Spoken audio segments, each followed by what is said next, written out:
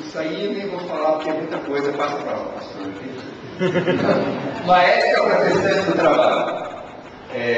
O que é o trabalho nas Escrituras? O trabalho nas Escrituras. Qual é o valor do trabalho? Levar a palavra de Deus. Levar a palavra de Deus. Mas eu estou falando de todas as formas de trabalho. Ser um carpinteiro, ser um jardineiro, ser um construtor, um cientista, um médico. O sustento. O sustento. Sustento. Só isso? Fazer melhor. Fazer melhor. O trabalho, biblicamente, deve ser executado pelo cristão para a glória de Deus. Trabalho na Bíblia é vocação, é chamado. Todo cristão tem um chamado. Todo cristão tem uma vocação. Vocação vem de vocare, de voz. Voz de quem? De Deus. Trabalho cristão deve ser a sua vocação. Sabe como é que é trabalho em hebraico? Jesus estudou isso? Avad. Aliás, o homem já trabalhava antes da queda, tá? No paraíso tinha trabalho. E tem gente que acha que trabalho veio com a maldição do pecado. Não. Deus colocou o homem. A maioria do povo brasileiro acha isso, né? Mas Deus colocou o homem no jardim do Éden para cultivar e guardar. Isso foi antes da queda. E aquele trabalho que está lá é Avad. Quando o homem pecou, o trabalho escravo, o trabalho no Egito é Eved. É o trabalho forçado, o trabalho escravo. O trabalho que Deus instituiu é Avad. Agora, qual é a palavra adoração no hebraico? Avad. A mesma palavra para trabalho é a palavra para adoração. Como aquela dona de casa do lar, né, que escreveu em cima da pia da cozinha. Culto de louvor e adoração nesse local 3 vezes ao dia. Porque o agir dela aí na cozinha poderia ser um ato de adoração. Adoração não é só que a gente canta para Deus. Assim como no céu, tem gente que acha que a gente ficar no céu o tempo todo cantando. Sabia que você vai ficar o tempo todo cantando lá no céu? Vai ter trabalho. Porque no paraíso tinha o céu, a Nova Jerusalém é uma volta ao Éden, só que eles do jardim é uma cidade.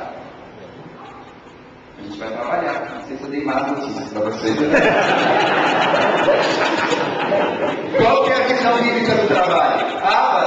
Tanto que o judeu, o hebreu, e nós recebemos uma visão hebraica do mundo, tá? Ele fala, ele não fala eu vou ao culto, ele fala eu vou ao serviço da sinagoga. Agora, vamos pegar a visão latina. A palavra trabalho vem do quê? Você sabe? Vem do latim tripali, que é um instrumento de tortura.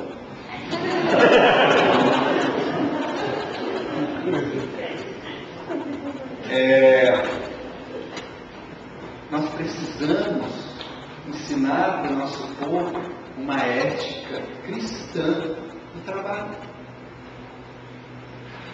Eu dirigi a missão que eu trabalho até hoje, em 2001, fui convidado a assumir um cargo público. O prefeito da nossa cidade é o nome de Deus, é da nossa igreja. Já está no segundo mandato. Temos uma experiência muito legal lá na questão da área política também. E assumi a Secretaria Municipal, hoje tenho mais ou menos 400 funcionários. Eu, na minha ingenuidade, vindo da missão, qual não foi a minha surpresa ao ver que alguns dos piores trabalhadores, os piores, eram os crentes, que até poderiam, no culto da noite, louvar e chorar na presença de Jesus, mas que não tinham entendido ainda uma ética ética protestante, uma ética cristã de trabalho. E como que o Brasil vai ser transformado sem uma ética de trabalho? Presta essa cadeira aqui, por favor. Eu vou dar um exemplo da cadeira, por exemplo, que eu gosto muito, para vocês não esquecerem mais. Essa cadeira de madeira, vou dar um exemplo real que veio da época da Reforma Protestante. Eu posso, ao olhar para essa cadeira, saber se o carpinteiro que a fez é cristão ou não? Olhando para a cadeira, saber se o carpinteiro que fez a cadeira é cristão ou não? Dá para saber? Hoje vai ter um peixinho aqui, né? É isso, tem peixinho, né? Ou um versículo bíblico, né? Mas é um fato histórico, um fato real, de que na época da Reforma tinha um grande carpinteiro. Sabe como é que as pessoas faziam? Elas olhavam o fundo da cadeira. IFCNB, convidada na descrição do órgão.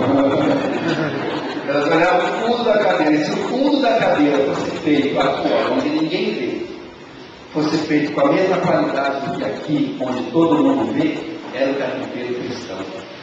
Porque ele fazia a cadeira para a glória de Deus.